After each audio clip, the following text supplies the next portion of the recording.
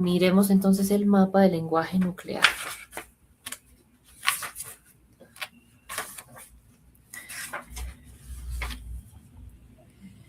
Primero, ¿qué es importante? Es importante que hablemos de qué es lenguaje nuclear.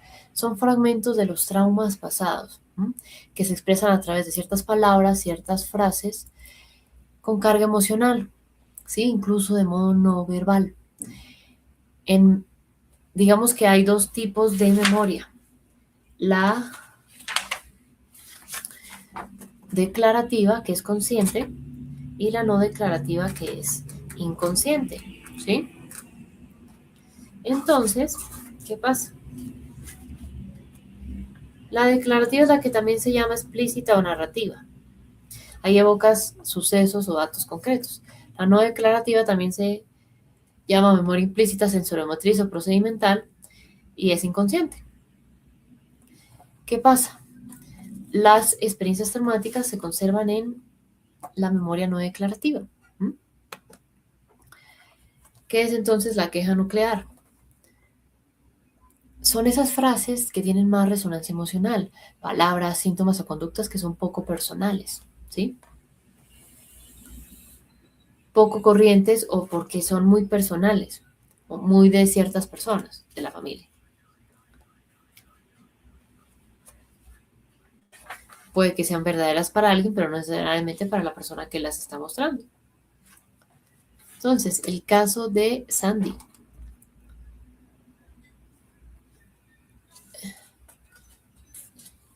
Sandy, pues vivió en el, digamos, su historia arrancó en el Holocausto. Ella fue hija de alguien que sobrevivió al Holocausto y no entendía el miedo abrumador que tenía la muerte.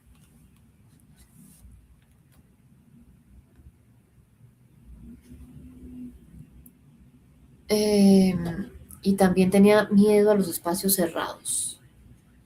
Entonces no podía viajar en avión o ascensores.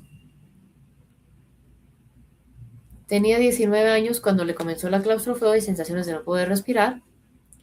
Y su padre, al indagar, se descubrió que cuando había tenido 19 años, que lo mataron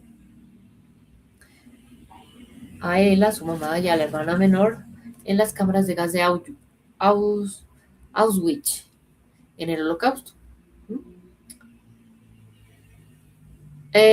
Los síntomas de Sandy se agravaron cuando falleció su papá 10 años atrás. No había encontrado Sandy entonces la relación.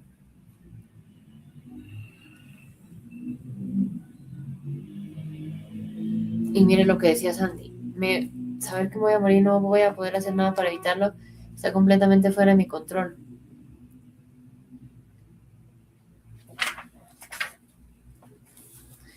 ¿Y qué pasa?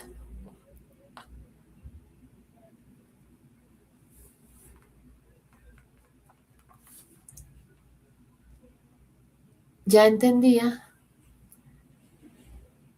que el terror de sus antepasados había estado expresándose dentro de ella. No había conocido antes de ir a sesiones los hechos trágicos que habían vivido en su familia. Entonces, en sesión se le pidió a Sandy que visualizara a sus abuelos y a su tía como si los estuviera teniendo delante. Y mientras tenía lágrimas en los ojos, imaginaba que los tres le sonreían, le impartían su bendición, deseándole que fuera feliz, y se imaginó que su cuerpo se llenaba de amor que le estaban enviando. Fue capaz por fin de determinar el origen de su claustrofobia, su miedo a la muerte, y sintió que se le desaparecía. ¿Sí?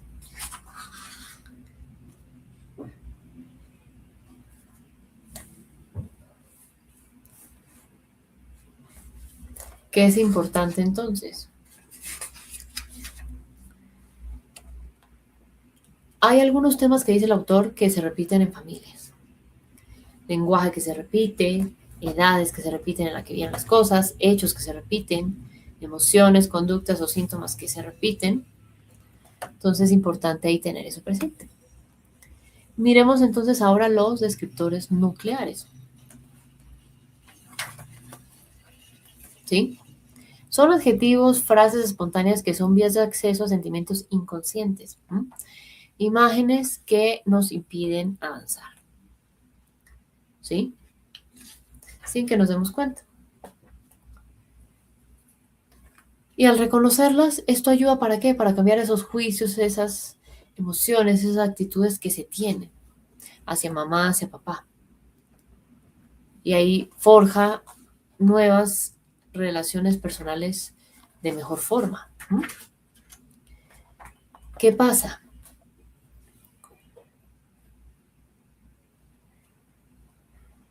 Cuando enfrentamos a uno de nuestros progenitores contra el otro, simplemente nos estamos oponiendo al origen mismo de nuestra existencia. ¿Mm? Inconscientemente creamos una ruptura entre nosotros mismos.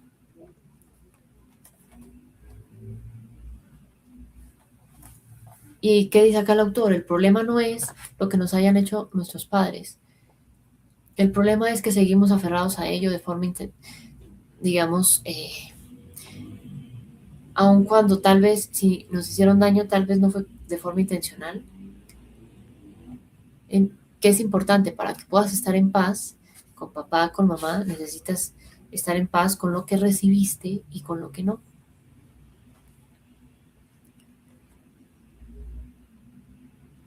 ¿Sí? Entonces, aquí pues, en el libro podrás ver los descriptores nucleares más comunes, carga emocional que tienen,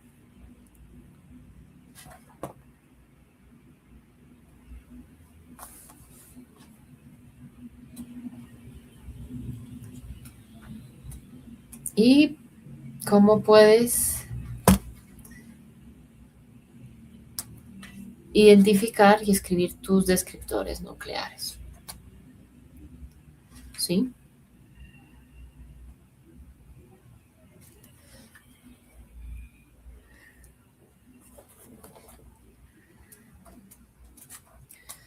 Espérame a ver. Ahorita al final te muestro un ejemplo de todo. Listo. Frase nuclear. ¿Qué significa?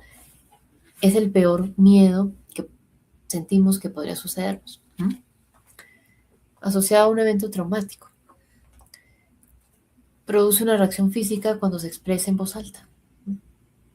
Una reacción física de tensión, ¿sí?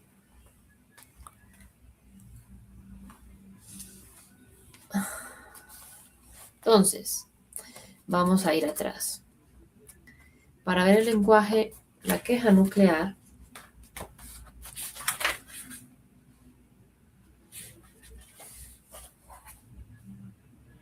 concéntrate. ¿Cuál es la cuestión más profunda que quieres curar? Escríbelo. Para los descriptores nucleares, ya te digo,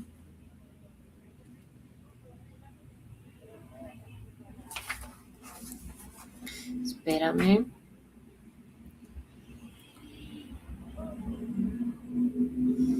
Reflexiona en la queja nuclear también. ¿Qué estaba pasando en tu vida cuando te apareció por primera vez el síntoma o problema? ¿Qué cosas lo alivian o lo agravan? ¿Qué te impide hacer? Cuando hablamos de los descriptores nucleares,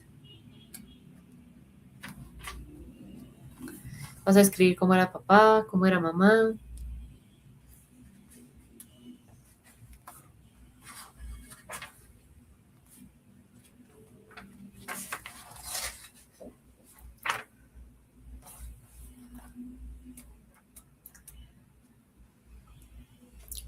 Escribiendo mi papá era, de qué culpas a papá,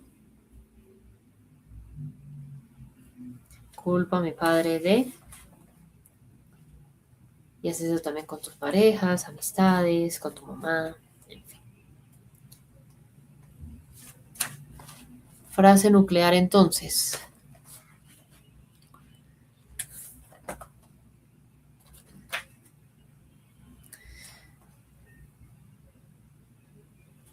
Vas a anotar mi peor miedo, lo que peor que me podría pasar es, y lo vas a escribir.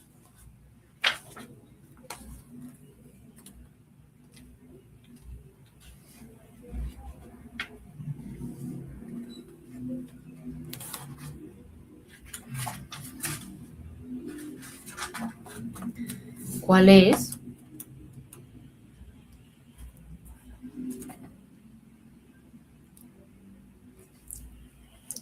Y vas a anotarlo con el siguiente inicio. Lo peor que me puede pasar es que yo, que ellos, que alguien, que yo podría, que mis hijos, mi familia o mi pareja podrían. Va a ser más profundo. El peor de mis miedos es, y lo vas a anotar, ¿sí?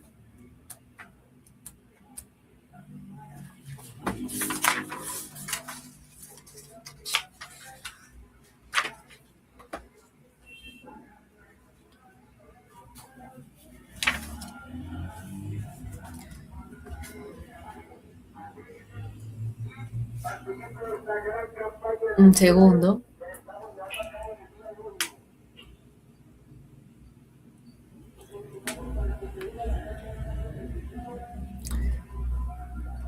Vas a reconocer entonces al miembro o miembros de tu familia que están detrás de tu frase nuclear. ¿Quién era el dueño original de ese miedo que se expresa en tu frase nuclear? Visualízalo. Visualiza persona o personas relacionadas con ese hecho traumático que está detrás de esa frase nuclear.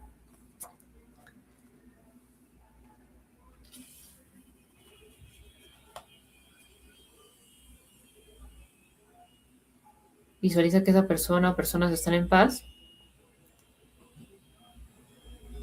Siente que te da su bendición para que hagas una vida plena.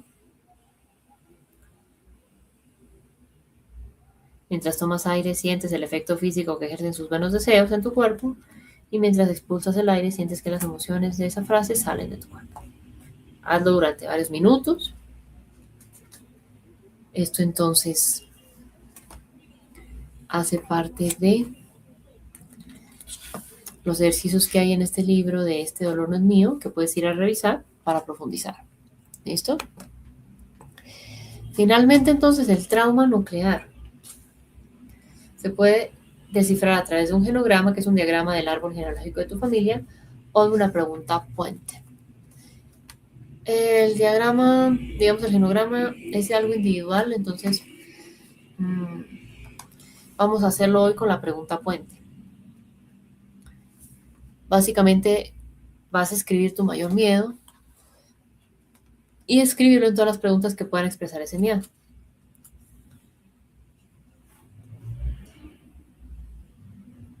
Ejemplo, si tu miedo es, podría hacer daño a un niño, ¿cuáles podrían ser las posibles preguntas frente? ¿Qué miembro de tu sistema familiar podría haberse culpado a sí mismo de haber hecho daño a un niño? Podría haber velado por su seguridad. ¿Mm?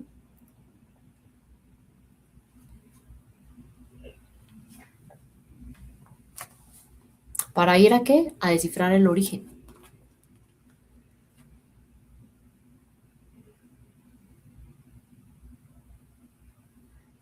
Cuando ya identificaste anteriormente en la frase nuclear el mayor de tus miedos, hacer la pregunta puente te ayuda a llegar hasta la persona en tu sistema familiar que tuvo las razones o los motivos para sentir eso mismo que tú sientes, ¿sí? Te ayuda a ir a la raíz, a identificar el origen, ¿sí?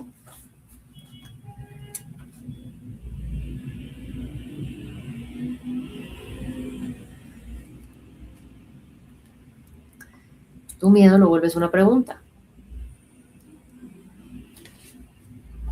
que te ayuda a identificar quiénes podrían expresarse, qué personas podrían identificarse de tu sistema familiar con ese miedo.